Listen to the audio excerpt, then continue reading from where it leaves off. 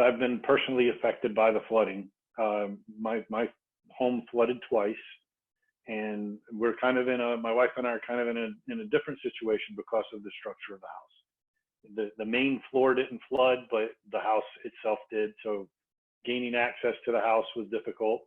And then there was things stored. It was mostly the garage that flooded, and there were things in there that were destroyed. But my neighbors, they suffered worse. Their homes, they were unable to live in their homes for some of them up to a year.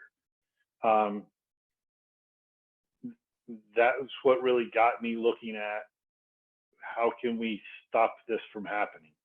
And part of it, you're not going to be able to stop.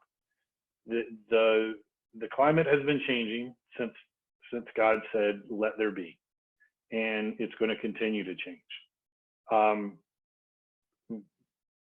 We are building closer to the water than we used to. So in Horry County specifically, we're filling in the places that the water used to go,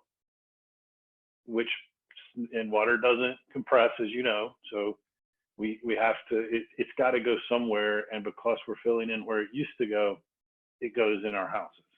So give the water somewhere else to go, whether that is creating increasing the effectiveness of a natural watershed that sends it into existing wetlands, or creating a canal that gives it an easier way to the ocean. Now, of course, you know that we've hired some engineers to look at ways that we can mitigate flooding, and we're waiting on their report to come back. I don't know when that's supposed to happen. And I've actually brought some of these ideas up to them, and they said that they were actually looking at something similar. So the big thing, as you know, is once you have the idea, you got to find the funding.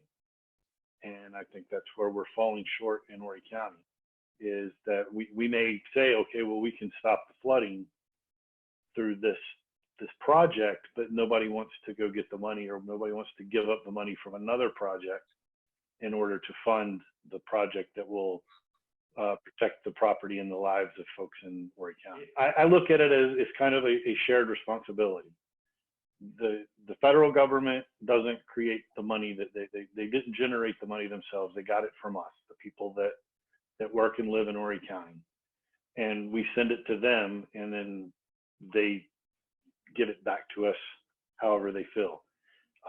So they have as much of a responsibility to maintain our roads and improve them so that they are passable during floods as the state and the county do.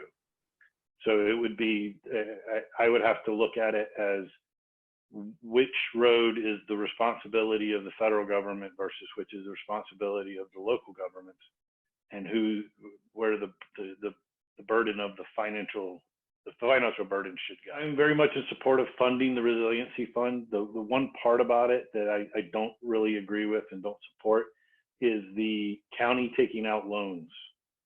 So now you're putting the whole county in debt for an indeterminate amount of time. For the average house in the community you're talking about, that's about $25,000 to $30,000 or $40,000 per home that they would go into a debt to help that family. I'm all for helping the family, but I don't think it should be on a loan basis. Again, it's our tax dollars that are being used. So why are we borrowing against our own money? Is kind of what I'm looking at it. But I would like to see that money going into a fund year after year, not just 1 year, and not necessarily just for flooding. I believe one of our county councilmen brought up, well, what if a tornado goes through my area and damages some homes? Would that money be available for them as well? And I think it should be, not to move them, but to maybe help them rebuild. So I'm sure you know that tornadoes can be very, very devastating, as well as floods can. But that's kind of my take on it, is that it should be there, and it should be a grant, not a loan, and it should be projected for a long term, not just we're going to throw some seed money and hope for the best.